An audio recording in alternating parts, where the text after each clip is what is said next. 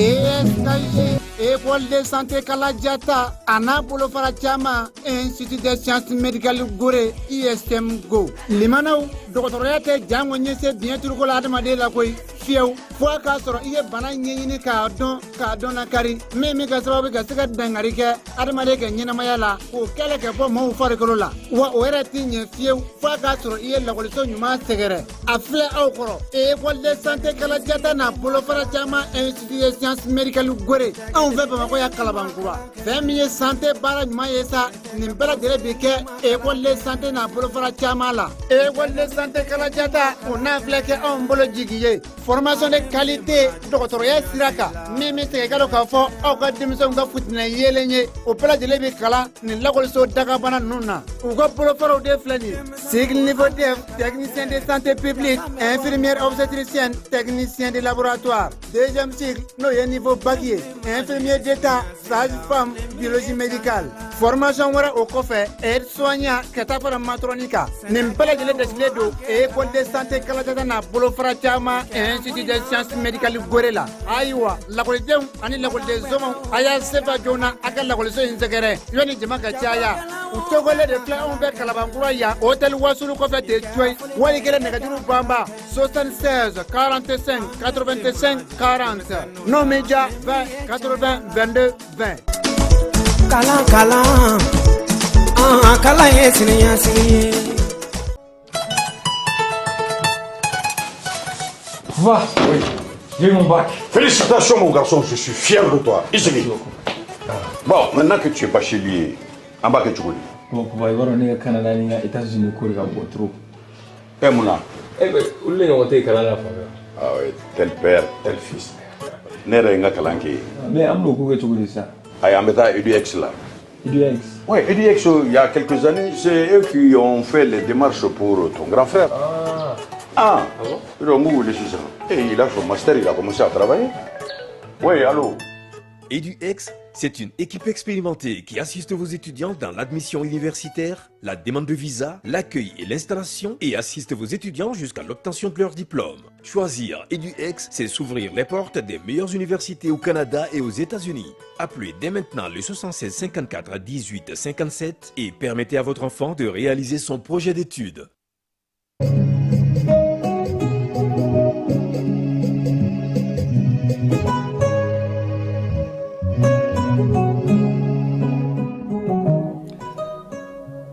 Lamɛnbaaw ni an filɛbaaw aw bɛɛ lajɛlen aw ni su bi ye juma ye tubabukalo n'o ye septembre ye ale tile 13 ye bi ye san 2024 jɛmukan ale ye kibaruya telimanw ye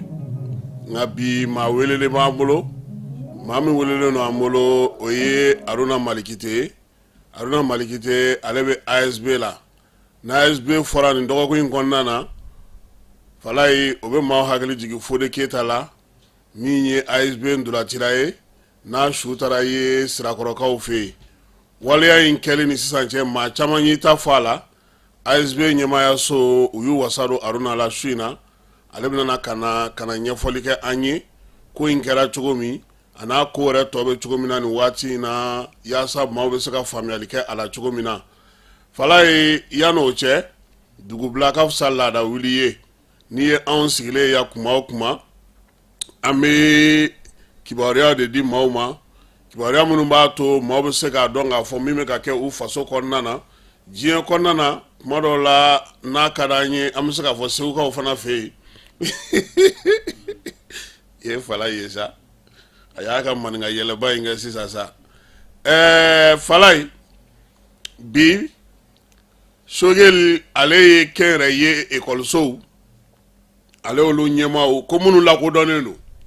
dɔw kɛra groupe 2 ye sa dɛ dɔw bɛ olu ma lakodɔn sa kɛ ko premier ministre ye minnu lakodɔnnen don olu bisimila a n'u ka kuma bɛ tali kɛ mun na ko OCLE ye sɛbɛn min bɔ o sɛbɛn in kɛnyɛrɛ ye kalansow ko k'o sɛbɛn in ko o b'a jira k'a fɔ k'olu kan ka wuli ka jɔ kɛ ka ɲɛfɔli kɛ u ka maaw ye baara tacogo ɲuman u ka se k'o ta tɔ minnu lakodɔnnen don OCLE ko k'a ka ca ekɔliso 1000 ni kɔ ye minnu bɛ yen sɛbɛn t'u bolo foyi t'u bolo min ye jamana bɛ yamaruya sɛbɛn min don si t'u bolo nka u bɛ kɛnyɛrɛ ye kalanso dayɛlɛlen n'u bolo a taa ni 1000 fala ye san o san musaka min bɛ don kɛnyɛrɛ ye ekɔliso la a ka ca ni jamana yɛrɛ ta ye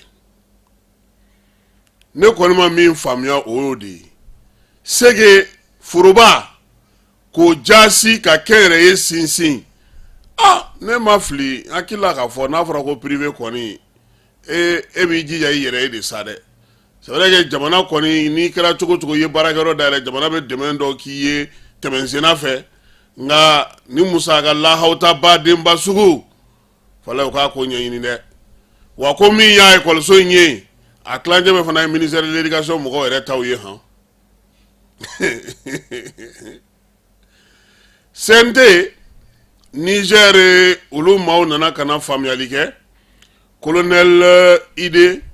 ale min tun bɛ Niger yɛrɛ wasabulon o ko ɲɛnabɔli kunna ale ni maa dɔw nana sa k'u fana b'a fɛ ka CNT sigi Nigerkaw fɛ yen u ye tile damadɔ baara kɛ Malikijaw y'u bila sa u ni an ka yan CNT conseiller dɔw olu ka se ka baara kɛ CNT ko bɛ kɛ cogo min baara bɛ kɛ cogo min maaw bɛ sugandi cogo min ka se k'o bɛɛ lajɛlen ɲɛfɔ u ye olu kɔni ka baara kun cɛra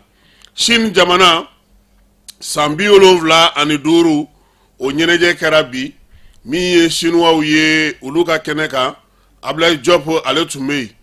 ministre min bɛ an ka jamana ni jamana cɛ sira ɲɛnabɔ kunna Chine lasigiden min bɛ an ka jamana kɔnɔ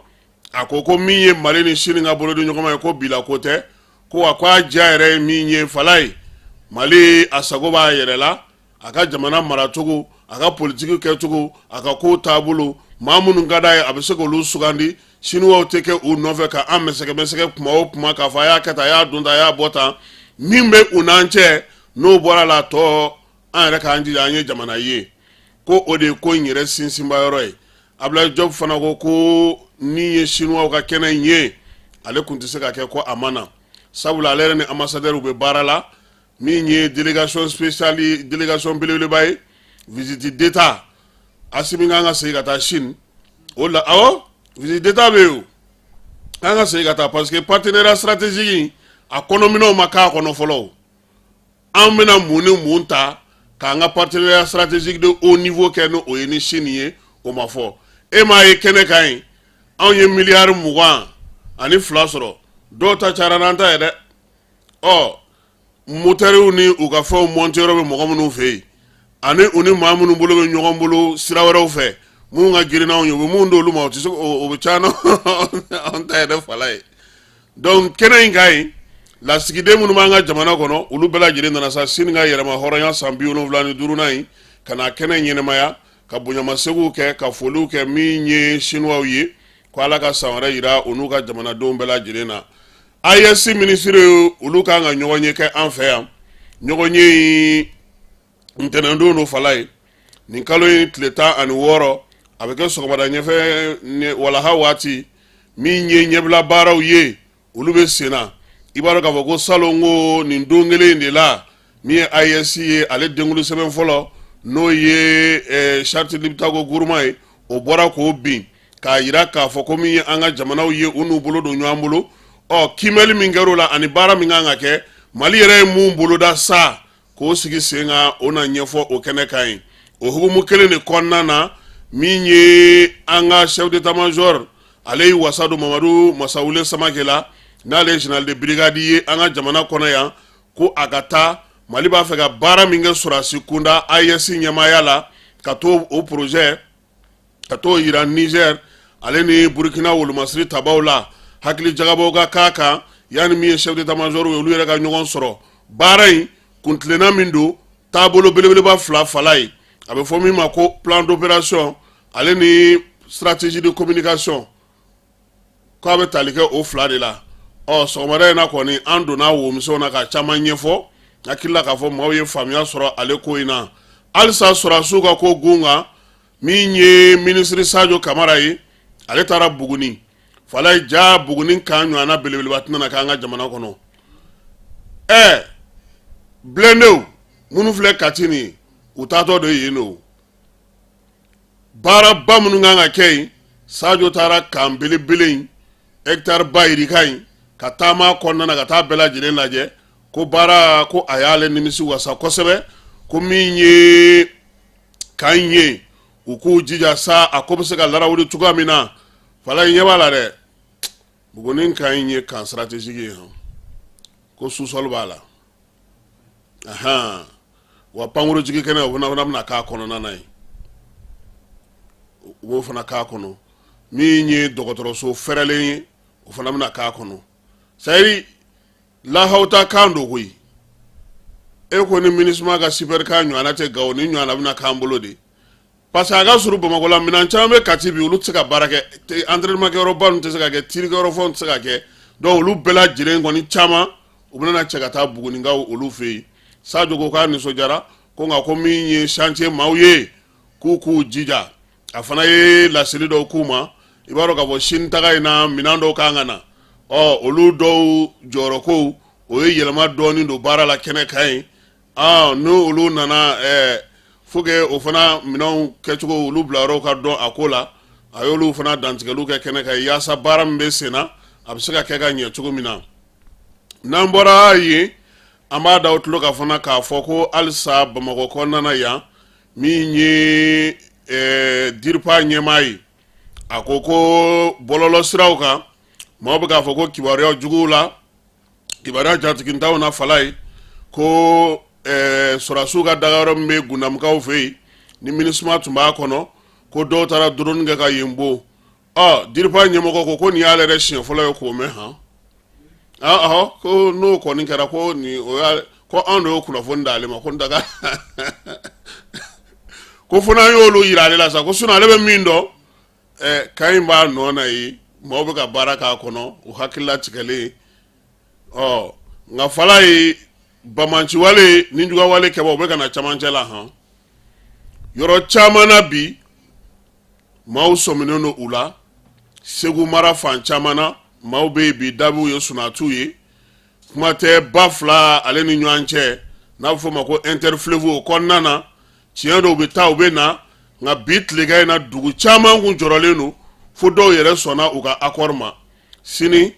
dugudenw ye mun fɔ an ɲɛna bi wulikajɔw la an n'o kumakanw olu latɛmɛ min ye Kita mara fana ye siran caman bɛ yen yaasa ka se ka basigi la don sa maɲi na ale maire ale ko k'u ka sɔn faamaw ka na ka don duw kɔnɔ ka fuyeliw kɛ koyi yaasa fala mɔgɔw bɔ man di ni mɔgɔ ye anw dun bɛ fɛ ka terrain on veut redémarrer sira ninnu u ti sɔn voilà donc o baaraw olu de bɛ sen na nin waati in na an bɛ se ka min fɔ mɔgɔw ye o sɔrɔdasi hukumu kɔnɔna na hali bi Mali Sénégal ani Mauritanie olu ye wulikajɔ kɛ an ka jamana sabaw olu baw sanfɛla la a bɛ fɔ masa ko fleuve Niger patrouille fluviale u y'o kɛ ba sanfɛ ka kow bɛɛ la mɔgɔw bɛ sira sugu bɛɛ ta sisan donc Mali ni Mauritanie ni Sénégal u y'o patrouille min kɛ sa ko kɔni y'a to dugudenw yɛrɛ k'a dɔn k'a fɔ ko nin waati in na lakanako a tɛ tulonkɛla jamana saba in bolo sabula min ye nin baara in ye laɲini kun kɛra a mɛnna k'a fɔ ko nin ko in ka sigi sen kan Mauritanie kun ye sulu sala ko la nka min ye wɔlɔfɔw ka premier ministre bɔlen a kɔsa in na ale ko k'olu tɛ se k'u sulu sala tuguni min y'u ka sɔrɔdasiw ye u kan k'u jɔyɔrɔ fɛn fɛn fin Maliko la u na wuli ka jɔ kɛ k'o kɛ donc patrouille kunfɔlɔw fala ye olu sera ka kɛ baw olu sanfɛla la ni Ala sɔnna a ma nin kalo ye tile 17 min ye maa minnu sigana kɛlen don u la jamanakuntigi kɔrɔ ale tɔgɔla pankuru la ani pankuru min sanna jamanakuntigi ye sɔrɔdasi minɛnw fala ye o kiiri o bɛ daminɛ tarata nata in n'o ye mardi ye le 17 o bɛna na kɛ cour d'appel la yan i b'a dɔn k'a fɔ ko minisiri kɔrɔ caman Ibrahim Boubacar Keita tile la olu tɔgɔ bɛ nin kuma in na a la belebele min ye n'o yɛrɛ ma sɔn ka taama wo sɔgɔlen sara o y'anw yɛrɛ kɔrɔmuso ye n'o ye Fili Buhare ye Fili Sisoko ye n'ale bɛ Buharelakaw ka sigi la ale yɛrɛ kɔni ye san 3 sɔrɔ kaso la nin waati in na ko kabi ko in daminɛna Fili m'a fɔ k'ale nɔ tɛ ko la de k'ale mafɛnmaw wo maa bɛ yen n'o b'ale dɔn k'o si kana dama tɔrɔmɛ kelen wo sɔgɔlen sara ko fo kiiri don ka se fala sariyaw y'a yira k'a fɔ n'i ye maa nɔ minɛ nin sugu in na n'a ye san 3 k'i bolo n'i m'a kiiri i b'a labila o la sa kiiri kɛrɛnkɛrɛnnen min sigilen don sen kan an ka jamana kɔnɔ n'a bɛ fɔ ma sa ko tribunal spécial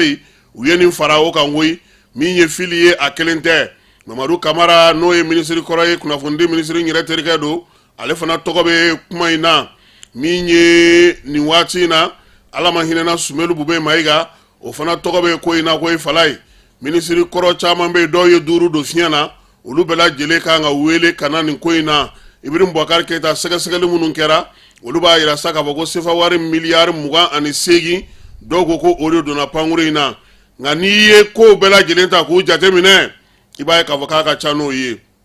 sɔrɔdasiw ka minɛnw majɛ min yer'o la n'o ye ŋanamu ni yuruguyurugu min kɛra minɛnw sanni na fala ye o bɛ t'i yɛrɛ sɔrɔ sefa wari miliyari 69 na n'o ye équipement militaire ye jɛkulu minnu b'an ka jamana kɔnɔ bi n'olu kɔni ko ka dungo jugu ni yuruguyurugu kɛlɛ olu ko nin kiiri ye tare han ko wa fana k'u b'a ɲini a ka kɛ kiiri ye kiiri min bɛ kɛ misali ye misali min ni a bɛna don an ka tariku la yaasa ko tiɲɛ a ka dɔn bin kana kɛ maa kan dɛ bɛɛ lajɛlen ka hakɛ o ka dafa kiiri tigɛ ko ɲuman na fala ɲɛ bɛ nin ko in na nin kiiri sugu ma ɲi dɛ i sigilen tilegan dere fɛ u bɛ se k'a fɔ k'i tɔgɔ filɛ nin ye fɛn dɔ la nin ma ɲi dɛ wa i bɛ taa sɔrɔ jagokɛla min ye 5 don fiɲɛ na kunun ni bi cɛ moriw de so wulila o olu ni somaw ni domaw ni olu ka traite wulilen ye koyi ka fara Mawuludu kan an bɛ dugawu kɛ sa fala ye min ye nin ko in ye maaw bɛ k'a laɲini cogo min sariya ka tigɛ tiɲɛ kan baara ka kɛ tiɲɛ kan min ye a ko a dili donbayɔrɔba yɛrɛ ye n'o ye kiiritigɛlaw ye u ka sariya fɔ fala n'i ye sariya fɔ maa tɛ se ka foyi kɛ i tɛ jɔrɔ foyi la n'i ye sariya fɔ i tɛ jɔrɔ foyi la Sikasokaw fɛ yen denmisɛnninw olu farala ɲɔgɔn kan ko kalatako kuma dɛ fala ye min ye nin kalo in tile 12 ye Sikaso denmisɛnnin 50 olu kɔni ye ɲɔgɔn sɔrɔ jɔrɛ dɔ sen kan sa k'a yira k'a fɔ sa ko min ye olu ka baaraw ye olu kɔni b'a fɛ sa kalatako kuma o ka daminɛ koyi kalata kuma ka fɔ maaw ka wuli k'u labɛn yaasa min ye kalata yɛrɛ ye a baara minnu bɛ nalen olu bɛ se ka kɛ cogo min ye jɛrɛ in ye k'a musoya o bɔra Norvège-kaw fɛ yaasa denmisɛnw ka se ka nin kuma ninnu olu bɛɛ lajɛlen sigi sen kan Manantalikaw fɛ yen maa minnu bɛ Manantali baraji baara kɛ n'a ɲɛmaaya b'u bolo olu kɔni ka baarakɛlaw ye sɛbɛn kɛ fala ye ko ka directeur général gɛn dɛ o ko ten dɛ ko directeur général ko k'a gɛn ka bɔ yen Yoroso denmisɛnnin minnu si b'a daminɛ fu la ka taa se 5 ma ni olu ka vaccination n'o ye bolociw ye o baaraw bɛɛ lajɛlen bɛ senna olu fɛ yen min ye Yoroso ye denmisɛnnin 60 ani 700 minnu si b'a daminɛ san fu la ka taa se san 5 ma k'olu bɛɛ lajɛlen bɛna u ka jiw sɔrɔ ka furajiw sɔrɔ furaji minnu n'o bɛna kɛ u la boloci ale sira fɛ n'i y'a ye k'a fɔ k'u ye maaw fara ɲɔgɔn kan ko n'u ma mago ɲɛ fala ye k'u na du ni du kɛ yaasa bɛɛ lajɛlen bɛ se cogo min na ka nin boloci in kɛ Yoroso a n'a masunaw bɛɛ lajɛlen na min ye catholique relève ye olu ka wulikajɔ ye nin ye Bankasikaw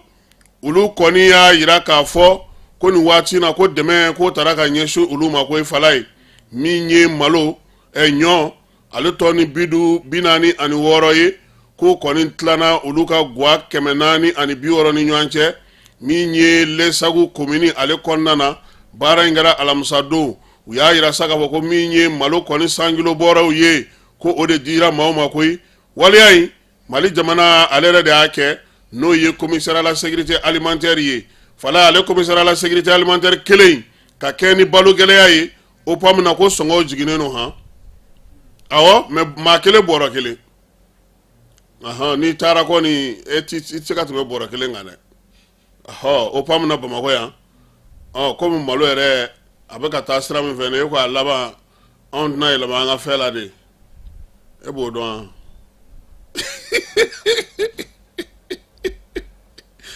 fala ye tiɲɛ na maninka mana keguya dɔrɔn a bɛ kɛ fila ye anw ka fɛ saji taara n'a ye Musa Togola a nana ne ka foro ka ji ne ta tun tɛ samiya ji ja ne y'a ɲɛdɔn sisan ni ja Musa Togola bulldozer de b'ale bolo a nana ji kɛ ka ne ka sɔni foronin bɛɛ ngalamuti ka taa n'o ye a y'a sɔrɔ sanba tɛn'ale o anw kɔnna an ta fɛ ko kitakaw ka tiga sɛnɛ waati a tɛ ji taara n'a ye Falaye Bangas olu dugudenw y'a jira k'a fɔ ko ka foli ni tanuni ta ka ɲɛsin commissariat à la sécurité alimentaire ma ko sabula lɛsagukaw ni kɔni balo di min kɛlen filɛ nin ye o fisar'olu olu ma koyi don kelen min bɛ sigi sa ko se ka baliku kalan k'ale tɔgɔla don sigi Gao ani Yorodi Sahel ko baara ninnu kɛcogo ɲɛna koyi nin kalo in tile 12 n'o y'a sɔrɔ premier ministre Shogeli ale ye bɛɛ lajɛlen fara ɲɔgɔn kan Bamakɔ yan Gao ni Yoro olu fana ma to kɔ baara in kɛkun ye mun ye kan minnu bɛ an ka jamana kɔnɔ k'olu don ba la ni ye alphabétisation ye k'a kɛ sigidaw la ani bɛn ni kelenya hukumu kɔnɔna na ko o ye nin ye min ye waleya ninnu ye sa k'u kɔni daminɛna kalo in tile 12 olu na to senna sa fo nin kalo in tile 19 an ka kanw k'olu don ba la a sɛbɛn cogo a kalan cogo a fɔ cogo yaasa maaw bɛ se cogo min na k'a k'u taabolo ye ko kɔni ko o de bɛ senna Falaye n'an bɔra yen an bɛna farikolo ɲɛnajɛ kɛnɛ kan min ye stade malien ye tour préliminaire ye n'o ye ɲɛbila ye yan'u ka don poule kɔnɔna na sa olu bɛ u sera ka ban Liberiakaw fɛ yen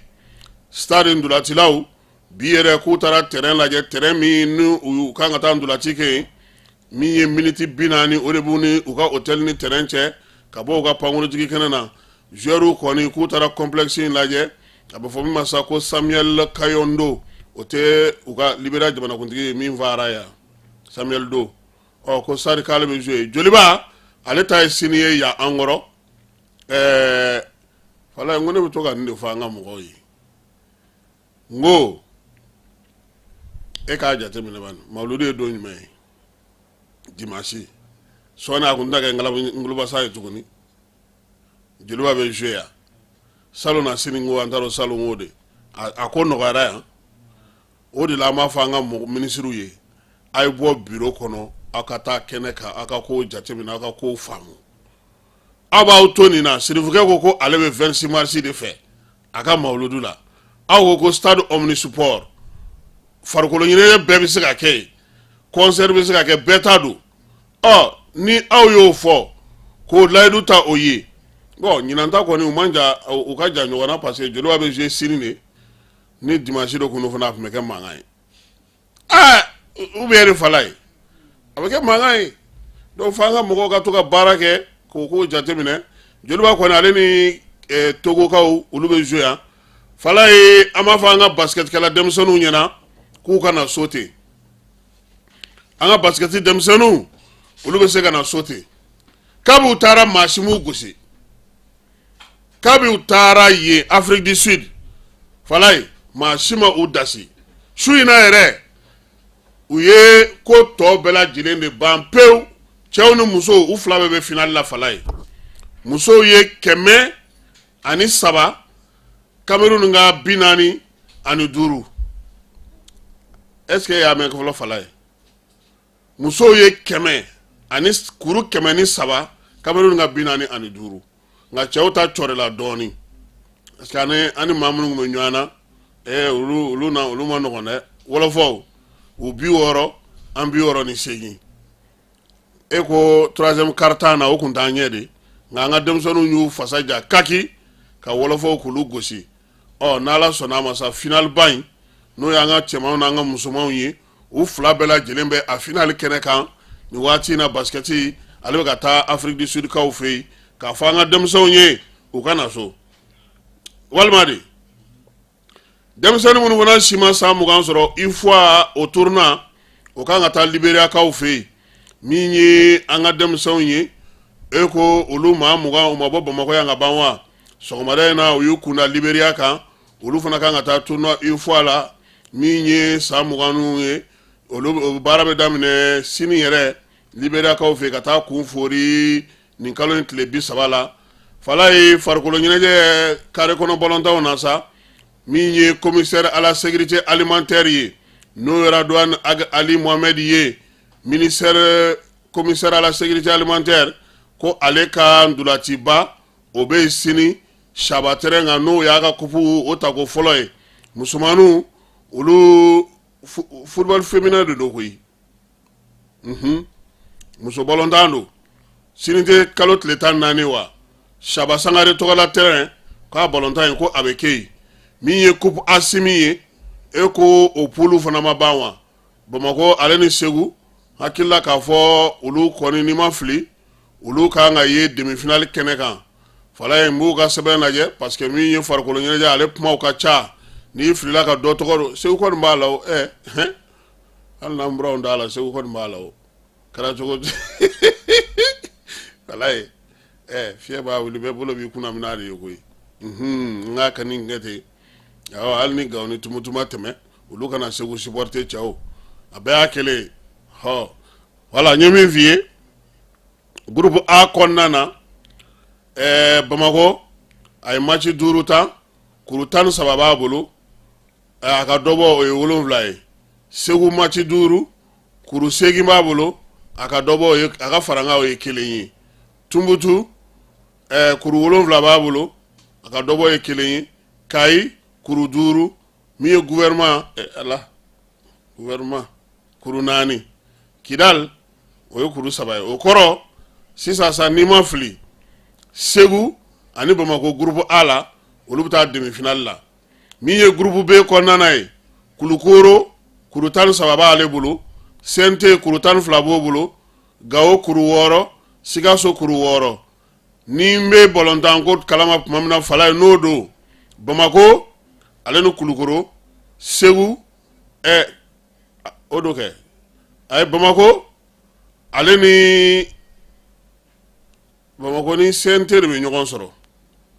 Segu ni Kulukoro premier ni deuxième tɛ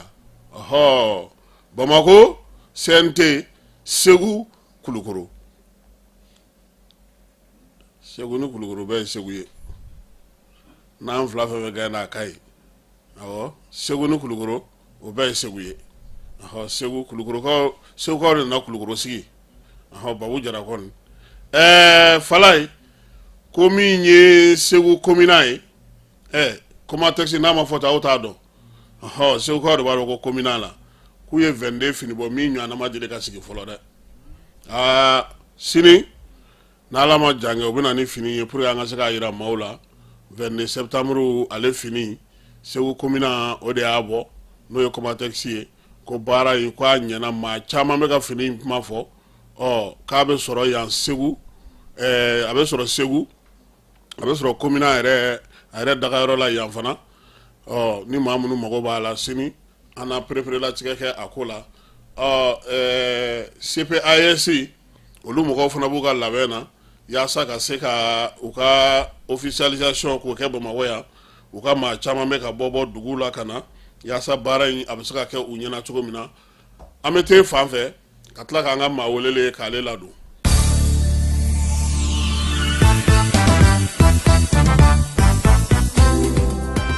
L'Association des anciens footballeurs maliens vivant en France est heureuse de porter à la connaissance du public sportif national et international qu'elle organise la finale de la Coupe du Mali de la diaspora le dimanche 22 septembre 2024 à Livry-Gargan. Placé sous le haut parrainage de M. Salah Ababi, président de la Ligue de football de Tombouctou, la finale de cette 7e édition opposera le FC Sundiata et le FC Kabati au stade Alfred Marcel Vincent à partir de 15h, heure française. Mais avant, un lever de rideau, un match gala mettra aux prises une sélection de la diaspora malienne à celle de la Guinée à 13h. Et tous au stade Alfred Marcel Vincent à Livry-Gargan le dimanche 22 septembre 2024 pour assister à la grande finale de la Coupe du Mali de la diaspora entre le FC Sundiata et le FC Kabati. Le tout sous la haute présidence des autorités diplomatiques du Mali en France. Une seule adresse, 43e avenue du Marshal Leclerc, 93 190, Livry-Gargan, en région parisienne. Alors, Maliens de la diaspora, ne vous laissez pas raconter ce grand événement sportif.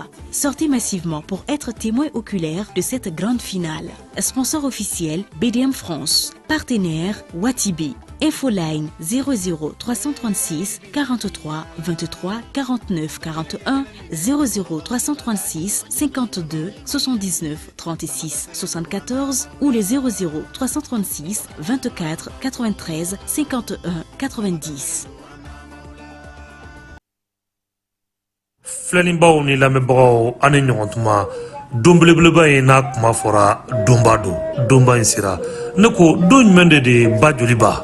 ni sibiri septembre kalo tile 14 san 2024 an ka balontan tɔnba n'o ye jeliba ase ale bɛna asko de kara bisimila ka bɔ Togo nɛgɛ kaɲa 16 stade 26 mars la a bɛna kɛ Champions League africaine okumu kɔnɔna na ne ko baara jumɛn ni jumɛn de bolodalen don nin kɔnɔna la de baara min bolodalen don n'ala sɔnna ma joliba ka balontan ci tɔn o bɛ yɛlɛma stade 26 mars kɔnɔ bi mercredi donya in na u bɛ taa entraînement kɛ ni entraînement banna kunnafonidilaw kan kana u ka kumakanw ta k'u ka jaw ta walasa ka se k'o cari diɲɛ bɛɛ lajɛlen kɔnɔ Mali fantan 4 kɔnɔna la n'o bɔra yen n'ala sɔnna ma sini alamisa don tuguni u kan ka ɲɔgɔn jɛrɛba kɛ n'a fɔ ma fɔ ka assemblée o de la a ɲininen don comité fɛn fɛn n'o bɛ joliba kɔnɔ sympathisant fɛn fɛn n'o bɛ joliba kɔnɔ a bɛɛ welelen don stade 26 mars kɔnɔ sini.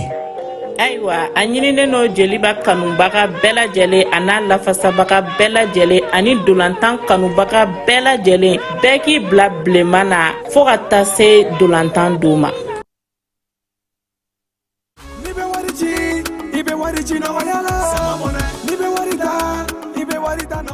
Sama mɔnɛ bi maliyɛnw jɔrɔna ko n'u hamina ko dɔn o de la sama mɔnɛ ma fɛn fara a ka wari cili musakaw kan wa a ka nɔgɔn ni Mali wari ci siraw bɛɛ ye. A ma da aw ma dɛ sama mɔnɛ bɛ dɔ fara aw de kunna wari kan ni wari bonisi ye awɔ ni wari bonisi ye kɔni aw ka sanni kɛ ni sama mɔnɛ application ye aw bɛ wari sɔrɔ aw ka compte bonisi la k'a daminɛ crédit la abonnement télé fo ka taa se courant ni ji sarali ma aw bɛ bonisi sɔrɔ nin bɛɛ la n'a ka bonisi buguna dɔrɔn aw bɛ se k'a yɛlɛma aw ka sama mɔnɛ compte la ka sanni wɛrɛ kɛ n'a ye walima ka taa wari jɛ bɔ an ka lasigiden dɔ fɛ yen aw ye mɔnɛbɔ yɛrɛ la a ka chifle sisan ni sama mɔnɛ application téléchargeli ye Play Store walima App Store kan ka sɔrɔ k'aw tɔgɔ sɛbɛn ni sama mɔnɛ ye aw de kunna wari bɛ augmenter. Sama mɔnɛ i yɛrɛ ta awɔ i yɛrɛ ta ni yɛrɛ ta ye. lamɛnbaaw an'an lamɛnbaaw an ye layidu min da aw ma kabini dugu jɛra min ye denmisɛnnin fitinin min n'o fatura n'o ye Fode Keyita ye ale bɛ balontan degeli baara kun kɛ tɔn min na o ye ASB ye ASB ti tɔnden an ka jamana kɔnɔ sabula min ye Mali tɔn min don a ye Coupe du Mali ta ni hakili b'a la k'a fɔ min ye ASB a jɔyɔrɔ ka bon kosɛbɛ hali n'o y'a sɔrɔ nin waati na u bɛ 2e division na baaraw kɔni bɛ ka kɛ centre de formation académie de fana b'u fana bolo min ye denmisɛnninw u bɛ t'u tɔgɔ sɛbɛn ka kalan kɛ ka baara ka balontan fana o dege o yɔrɔ kelen in na ye su in na sa ASB tɔgɔla maa min b'an bolo o ye Aruna Malikite ye Aruna i ni su i nana an ka wele jaabi bi a diyara an ye parce que an b'a dɔn k'a fɔ ko ka ca o n'a ta bɛɛ i sɔnna ne ko aw ka centre académie aw ka académie yɛrɛ a nana cogo di.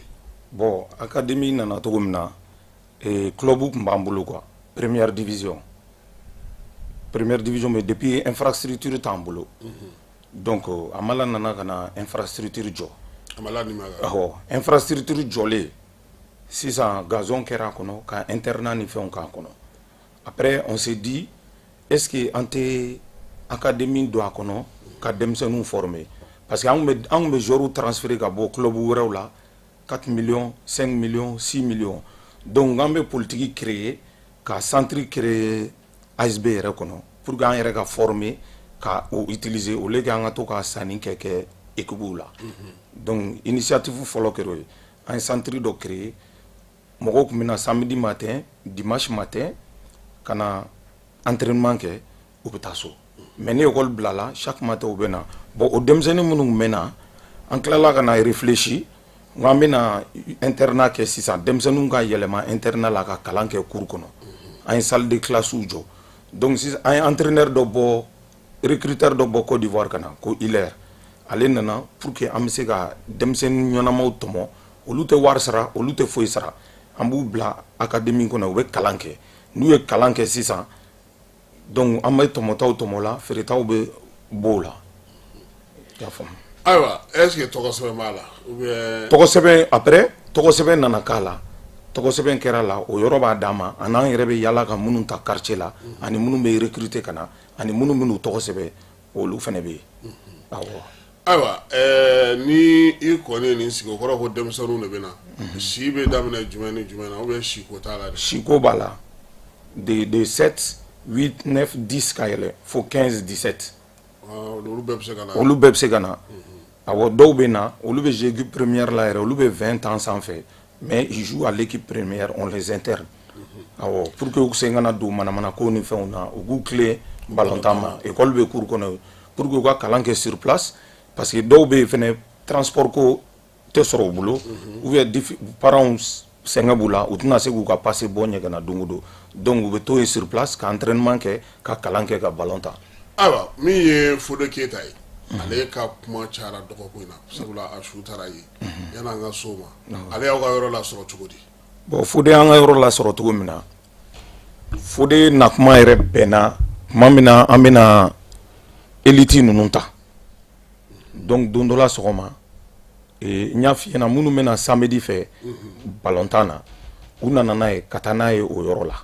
Fode nana o yɔrɔ la donc le lendemain même o bɛnna ni recrutement in bɛ ka kɛ minnu bɛna académie na donc recruteur in y'a ye o dugusɛjɛ a y'a ta recruteur in y'a ta on a informé les parents comme quoi recruteur y'a ta petini bɛna yɛlɛma académie kɔnɔ donc u bɛna yɛlɛma u donni validera don min Fode mɔkɛ de nana n'a ye Keyita cɛkɔrɔba jamujan dɔ don a bɛ Dawudabugu ale de nana ni petini ye ka na ni petini di ne ma donc a ye petini di ne ma petini tora académie kɔnɔ yen a nana ten a nana ten ne donc a b'aw bolo a mɛnna a b'an bolo a mɛnna mais ko caman ko k'a bɛ se ballontan na a bɛ se ballontan na aw ka capitaine yɛrɛ fana an ka capitaine don ayiwa mais waleya min bɛ yen bi ni o kuma cayalen don kosɛbɛ o ye Fode su taara ye sirakɔrɔ aw dɔnko jumɛn bɛ ko in na. bon anw dɔnko tɛ ko in na cogo min na parce que anw yɛrɛ informera i komi aw informera cogo min na parce que ça fait un moment depuis an bɔra Caridas la Fode ma si académie kɔnɔ tuguni donc on a appris que Fode bɛ loger muso dɔ fɛ yen sirakɔrɔ i y'a faamu. o y'a somɔgɔ dɔ ye. bon ma da la n'o y'a somɔgɔ ye parce que Fode fana y'o lasɔrɔ an ka denmisɛnnin wɛrɛ de sababu la ale fana y'o lasɔrɔ an ka joueur wɛrɛ de sababu la quoi. joueur dɔ de o fana y'o fɔ ale ye. awɔ joueur dɔ o fana o joueur in fana tun b'a fɛ yen mais o tilala ka bɔ yen mais an yɛrɛ t'a dɔn o bɔra yen kun min na. mais a taara a yɛrɛ sɔrɔ cogo di parce que aw ka entraîneur tɔgɔ bɛ kuma na a fɔra ko o nana Fode bila Tour d'Afrique la ko k'a b'a ye Fode bila Tour d'Afrique la Fode ma ye a ɲinina ka dɛsɛ fo a su de taara ye aw dɔnko jumɛn b'o ko in na. bon anw dɔnko t'o ko la parce que effectivement entraînement bannen entraîneur y'a ta selon lui-même ka n'a jigin Tour de l'Afrique la ka 300 d'a ma a ka moto taxi ta a ka taa so bon entraîneur kɔfɛ mɔgɔw sɔrɔla minnu y'a ye entraîneur kɔfɛ sirakɔrɔ olu y'a y'u ɲɛ la olu y'a y'u ɲɛ la olu yɛrɛ bɛ fanga ka bolo kan an bɛ yɔrɔ min na bi olu y'a y'u ɲɛ la a ka téléphone yɛrɛ yira dɔ bolo olu bɛɛ bɛ fanga ka bolo kan minnu y'a ye entraîneur kɔfɛ bon o bɛɛ tɛmɛnen kɔfɛ entraîneur kɔni y'a bila yen ka passe d'a ma a ka taa sirakɔrɔ i y'a faamu. mais n'i ye a jateminɛ mɔgɔw bɛ ka sigana don min na o ye a yɛrɛ ka entraîneur de y'a ta k'a bila o kɔfɛ aw yɛrɛ bɛɛ tilara k'a ɲini a ye kibaruya ɲini k'a ɲini fo ka tila ka taa su ye bon su bɛ ye tuma min na aw sera ka bɔ kalama cogo di ni aw ka entraîneur yɛrɛ jɔyɔrɔ kɛra mun ye a ko la parce que a fɔra k'ale de y'a ta ka taa n'a ye. bon an bɛ bɔ a kalama tuma min na o y'a sɔrɔ parents ye entraîneur ninnu fila yɛrɛ wele parce que entraîneur in ye Dawudabugu ka ye petini ye Dawudabugu ka ye.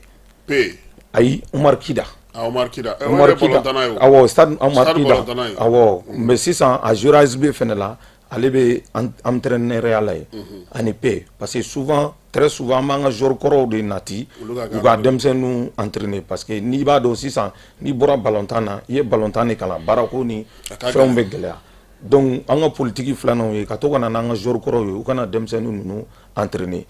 o de sen fɛ parce que Kida bɛ bɔ yen Petini tato Petini ni kida wele ni bita entraînement kɛ yɔrɔ la i kan ta an ka taa entraînement kɛ yɔrɔ la ɲɔgɔn fɛ donc ale taara n'a ye entraînement kɛ yɔrɔ la donc parents ye kida de wele kida welele kida ye pe wele ko pe kana ko ninnu ka mɔgɔ ko mago b'u la ko fode tunna donc entre temps au kɔnɔna la u taara 11e na du 11e arrondissement ils sont partis au commissariat de Sirakoro donc entraîneur nous garder pour enquête ka ko sɛgɛsɛgɛ donc an yɛrɛ ma kuma an ma foyi fɔ an ko ala ka tiɲɛ dɛmɛ parce que la perte de Fodé c'est une perte énorme pour nous pour l'ASB parce que on a investi dans les petits a logé les bɛ a bɛ kalan kɛ a bɛ ballon tan ye yɔrɔ hali n'o y'a sɔrɔ a bɛ buru tantanna de dun tile kɔnɔ donc o ye logement yɛrɛ ani fɛn o ye ko dɔ ye en même temps notre lien avec les petits c'était trop fort petini fo ka taa s'a ka saya ma a bɛ ne de wele k'a fa a nana di ne de ma depuis muso tɛ ne bolo ne cɛ guananama ne ni petini bɛ da fo ka n'a kɛ ne kana muso furu ne ni petini donnen bɛ ɲɔgɔn na a ka musokɔrɔba yɛrɛ b'a fɔ k'a fa ye ne de s'il y a un problème a ka musokɔrɔba bɛ ne de wele an b'a a kuma kɛ parce que la perte de Fodé an ka capitaine do an y'a perdu a digira n na yɔrɔ Kasimi i ye den o den mara 100 ans a bɛ si fɛ a bɛ tile a sera a tɔnɔ bɔ yɔrɔ ma n'i y'o perdu a bɛ digi la dɛ. ayiwa mais kuma wɛrɛ bɛ ka fɔ a ko kɔnɔ a fɔra ko a kun kan ka taa contrat la Arabie Saoudite an taara arabu jamana dɔ la ko fana bɛ kuma na mɔgɔ dɔw bɛ k'o fana fɔ o ko min ye tiɲɛ wa ou bien o bɛ cogo di. bon jusqu'à preuve de contraire ASB n'est pas au courant de ça. o ma fɔ aw ye. an t'o kalama jusqu'à preuve de contraire an t'a ka contrat ko kalama n'a kun ye contrat sɔrɔ yɛrɛ o y'anw bolo fierté de ye parce que anw bɛ min sɔrɔ o la o b'anw ka formation amorti o ka d'anw yɛrɛ ye aw ka joueur ka feere an ka joueur ka feere bɛɛ bɛ ballontan fɛ o de la i ka joueur ka feere n'a feerela c'était une très bonne chose pour nous. donc feereliko kuma in tɛ tiɲɛ. feereliko kuma in tɛ tiɲɛ parce que an t'a kalama en tant que club formateur en tant que tuteur du petit an t'a kalama an tɛ feereliko in kalama. donc contrat mana mɔgɔ mana nɔfɛ aw fɛ officiellement. mɔgɔ mana contrat yira anw na officiellement petini ka papier fɛn fɛn y'a ka ballontan sira papier a bɛɛ b'anw de bolo passeport o licence o tout club mana ɲininkali k'anw na club mana fɔ an ɲɛna k'a bɛ taa contrat la e y'o mɛn cogo min na anw fana y'a mɛn ten tɔ de k'a kun k'an ka contrat signer a kun k'an ka taa contrat la i y'a mɛn cogo min na anw fana y'a mɛn ten tɔ de. aw minnu yɛrɛ ye tɔn ye parce que a tɛ se ka taa o kɔ. a tɛ se ka taa o kɔ aw ka licence b'a bolo. oui jusqu'à preuve de contraire i y'a mɛn cogo min na dɛ anw fana y'a mɛn ten de saya in kɔfɛ de ko Fodé kun kan ka taa contrat la bon i kɔni b'a dɔn joueur licence b'i bolo yɔrɔ min na i ka club formateur i tɛ se ka feere i tɛ se ka contrat signer k'a sɔrɔ o club ma contacté. Je défie qui que ça soit n'o y'a sɔrɔ mɔgɔ min nana club contacté ko contrat de bɛ petini bolo ou bien a ye contrat signer a tigi ka n'i présenter. ayiwa mais aw dɔnko jumɛn bɛ muso in na a taara muso min fɛ yen Sirakɔrɔ o ye jɔnni ye maa jumɛn don maa sugu jumɛn a bɛ mun baara kɛ aw bɛ mun dɔn a ko la parce que aw de ka tuteur ye petini ye. bon an tɛ foyi dɔn a ko la tiɲɛ na an tɛ muso in dɔn an t'a dɔn. an n'a ma deli ka gɛrɛ. an t'a si yɔrɔ dɔn non muso tun bɛ na denmisɛnninw lajɛ terrain na k'a ka mɔgɔw don mais selon les enfants olu ko k'olu ka mɔgɔ tɛ a kɔni bɛ loger u bɛ loger muso fɛ yen a taara muso fɛ yen cogo min na on n'a pas été informé muso taara n'a ye cogo min na muso m'a fɔ n bɛna taa ni petini ye n ka so heureusement nin ko in bɛɛ bɛ kɛ o y'a sɔrɔ a logelen bɛ muso de fɛ yen Sirakɔrɔ sinon. a kun yɛlɛmana ye yan. a kun yɛlɛmana yen. a bɔra internat la. awɔ a bɔra internat la parce que depuis Karedasi banna petini mana internat la ne kɔni b'a dɔn ne y'a sɔrɔ famille min bolo a famille bɛ Dawudabugu ballontan terrain da la u ka famille bɛ yen de petini ka famille bɛ yen de mais a ka Sirakɔrɔ lasɔrɔ ne t'o kalama tiɲɛ na an bɔra kalama tuma min na k'a bɛ Sirakɔrɔ o kɛra banni kɔlen kɔfɛ k'a bɛ Sirakɔrɔ quand j'ai été informé moi-même j'étais étonné j'ai dit Fodé loge à Sirakɔrɔ comment il peut se retrouver à Dawudabugu comment Fodé peut se retrouver à Sirakɔrɔ ko non k'a kun logelen bɛ muso dɔ de fɛ yen ko o y'u ka manager wa ou bien jumɛn. manager ka tɛmɛ aw kan wa. ah bon c'est ce que nous on a appris an ye kuma min mɛn muso yɛrɛ bɛ balolen tiɲɛna a mana fɔ an ɲɛna an bɛna Fodé la yɛlɛma i fɛ yen parents m'a fɔ an ɲɛna fɛnɛ Fodé bɛna taa yɛlɛma muso fɛ yen. mais est ce que Fodé tun y'a fɔ a somɔgɔw ye k'a yɛlɛmana muso in fɛ yen. tiɲɛ yɛrɛ la an t'o kalama Nous, on n'est pas au courant de ça. Ah, mais il y a des fois qu'il y a un entraîneur ou un c'est que c'est hukumu konnana amado fana ka fo kiri ko be kiri bolo ka alibi police scientifique ni juge ba akoka c'est que c'est le sena aw taw na obla jume ya akola ça. Bon, on t'en a mis à akola. Oui, que justice soit faite. Kiri kake parce que on est en déni perdu. A ko mana gela togo la mo mana kuma fe fo on en déni perdu on déni sara. Donc on be au chien de no fait on déni sara kunjume ne afara mun ya faga John de do mun ya soro on bode no fait parce que on manda bi on retira sunoko de den santan ki bolo I wolo de no I wolo den te amabu jolla I wolo de ne parce que ina de la ay adamadi anyedo ka koroba ka to e de bolo o I wolo de ne donc o tigila mo tununi abe minke ali sini on be fait que justice soit faite pour la mort de Fodé ga justice ka ke parce que comme ko be sharia ou ka boloka ko be instruction na alhamdulillah an entraîneur olu blala ka taso folo apsika ke uma ko bisuma apsika ke uma ko tisuma mais tout compte fait ko be sharia ka boloka ko ko ablo ko uma ko se ka suma uma ko se ka suma fana voilà u ka bara hukumu konna u ko nga ablo ko na ka foko u taraso u korto ku nota ko la folo voilà ou taraso ou kon taraso folo ko be instruction na donc nous on a confiance à la justice mais maintenant dawda bu ko funu kuntu e jumay o dongo su bon tiere là parce que il va do jenatique là ni koko kera malla bebi ta fo bebi ta ke mais nous ASB on kele no kan ta di alama ka di alama muna ala ka tien deme ante foi fo mo chi mo chama yi kuma chama fo mo chama yi fen chama fo on ba do folo de on deni mi ma on faut de tien on bodon asaya mi kauna on bodon donc on ba to ala bulo ani fanga ka bulo ka ni fanga mi fo on be tout justice ko pour que justice soit faite parce que ante mo chi accusé anta fo karsa e de droit mo an to tien fene anya beto konya to ala bulo ala de be tien do ala de be tien do mais arona mi me mo da ba ni ko ina o ye ka fo awere tunta do ko Fodé abeta shi jabala wore la minti dawda bugu o folay musoyi auto fana don mais mi me ka fo ni oni obeso nga sura aw ni musoyi na doni o ye ka fo musoyi fana be manager ara ke est-ce que a dongelen dagelen tara o kuma nyefo aw nyina ko abe demsen nunu a mago be suma wa aish ama o matema na cheo anta do aklekele ma sa anwa ka fo ko mago be demsen nunu na metanu e akaso metanu ye ngaso ka tout loger jamais de la vie demsenu era de aye ka tuka ko demsenu ya ye de bon ta don ou ye nyogon don to mi ou tukura nyogon to mi c'est que je sais il y a un petit qui est à l'académie qui s'appelle Théophile donc en ye muso ye o de no fait ni match ni fon beke muso na de muso bena o no fait match là c'était Théophile qui était avec elle obe alibia bon oté Otaka académie na tu. Obe académie na re mais ote muso fe. Ah, ote muso fe tu. Voilà. Mais ale muso don. Awo, ale ba don. Jésus mo gotina so fana ma. Ale willa, ale lui il a été à la police. Policier ale nyini. Mais muso ere du, ama nyini nga. Muso de kumbe. Muso de kumbe ne no.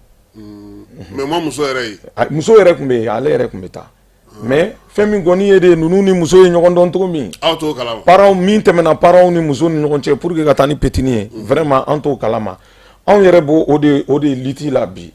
parce que académie FFB bi académie confronter les mes problèmes jumena na fara ibe investir ga académie jo ki ga infrastructure jo ka demsenu fara nyogonga ki débrouiller pour lado ku balo ku ferebo ka fen beke ka école maître sara ku kala ka gazon ni fɛnw bɛɛ entretien kɛ ka ni fɛn bɛɛ kɛ n'a fɔra mɔgɔ dɔ bɛ na san 10 kɔfɛ ka na denmisɛnninw nɛgɛ an b'o de fɔ bangebagaw ye k'u hakili to o yɔrɔ la halisa ka na u don u n'u hakili cɛ ko i den minɛ ka na a tɛ condition ɲɛnama da dɛ a tɛ nin na a bɛɛ ka technique y'o de den bɛ ninnu bolo a tɛ condition ɲɛnama na a tɛ nin na Kasim a bɛ condition ɲɛnama na a tɛ condition ɲɛnama na il a fait 10 ans 10 ans 100 ans a bɛ yɔrɔ min na o kɔfɛ de a selen a nafa sɔrɔ ma mɔgɔw bɛna don den ninnu kan ka taa don parents na an b'u bila ka taa i b'a dɔn malien filɛ n'i ye bila ka taali ko kuma ni contrat ko kuma fɔ dɔrɔn u b'u den di sans connaître la personne ah nin ye jɔnni ye mɔgɔ jɔnni de don a bɛ mun baara de kɛ est ce que réellement a bɛ se ka taa ni n den est ce que réellement n kan ka n den d'a ma est ce que i b'a dɔn o fond mɔgɔw b'u denw ta k'a confier mɔgɔw la ah nin y'a ka manager nin y'a ka nin ye sans passer par l'équipe or o de b'a dɔn ni ne bɛ se ka den nata den bɛ taa min a taa yɔrɔ ye jumɛn n'i sera équipe ma an b'o kɛ parce que tout récent an ka petini min bɛ ko Cero min bɛ Sumala ka groupe la Coupe d'Afrique la o de ka contrat signé na match min yɛrɛ kɛra minnu nan'u ka contrat signé u ka agent match in kun kɛ kun de ye u kana petini yɛrɛ lajɛ ka joueur tɔw lajɛ n'u sera ka mɔgɔ wɛrɛ ye o groupe cɛ ma ka taa n'o ye Cero a été recruté en même temps que Fodé u bɛɛ recrutera don kelen u bɛɛ donna centre la don kelen i y'a faamu Cero min ye contrat sɔrɔ min ye contrat sɔrɔ Vitesse Arlem na o ko bɛɛ conclu la o k'an ka taa bon mɔgɔ minnu nan'o nɔfɛ parce que n'i sera club ma a ma laban i ɲininka c'est pourquoi i b'a dɔn Mali la n'i bɛ tiɲɛ kan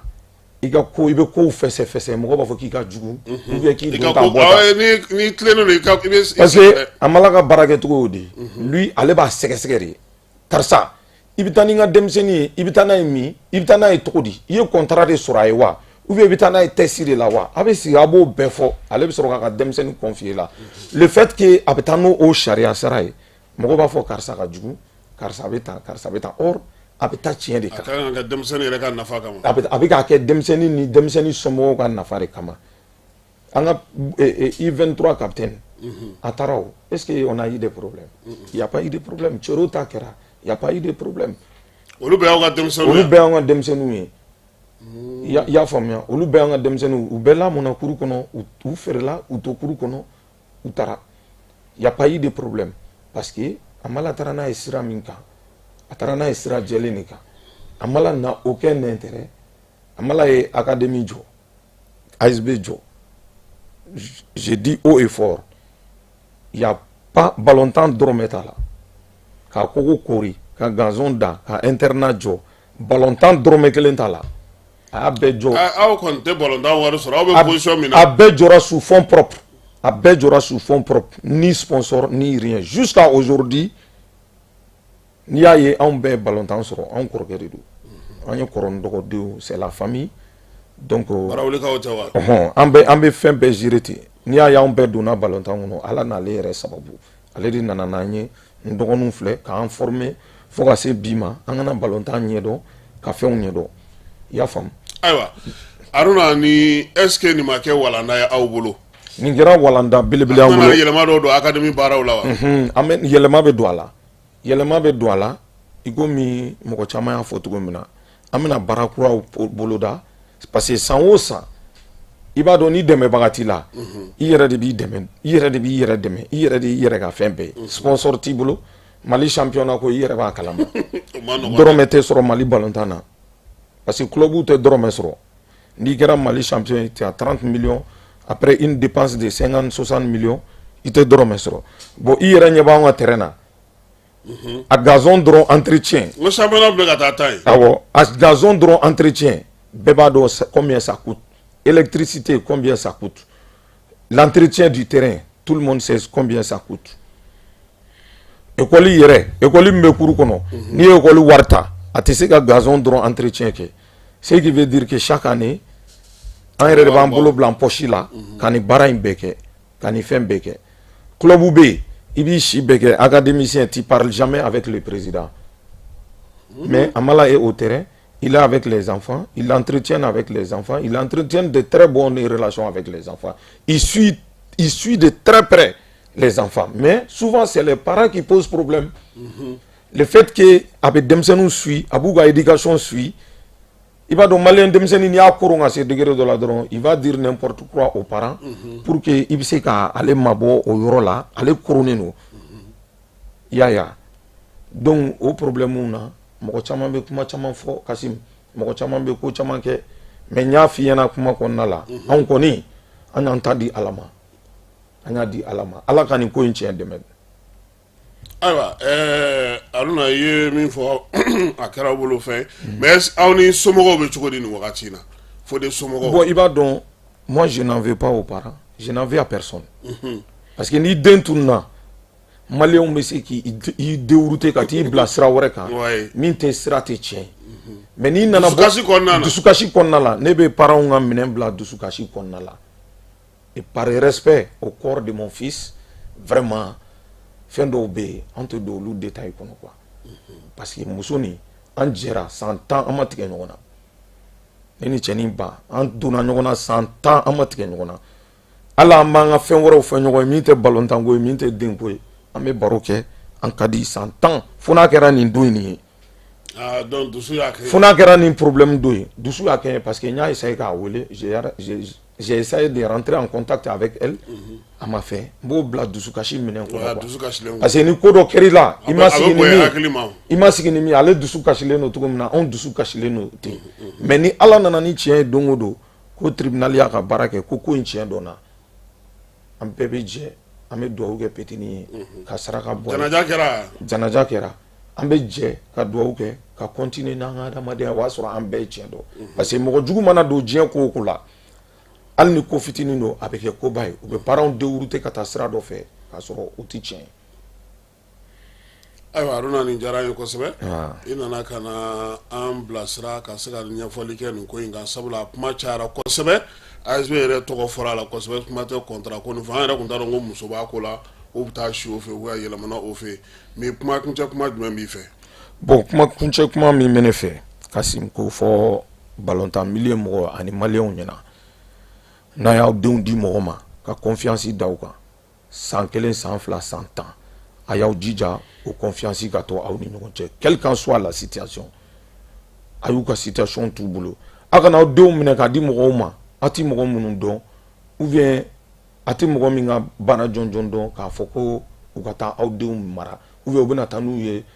kɔ kan parce que a kɔkan tali kɔlɔlɔ caman yera a la ka sɔrɔ saya ko tɛ dɔw bɛ walidenw ta ka t'u fili dugu dɔ la u t'u kɔfilɛ u la tuguni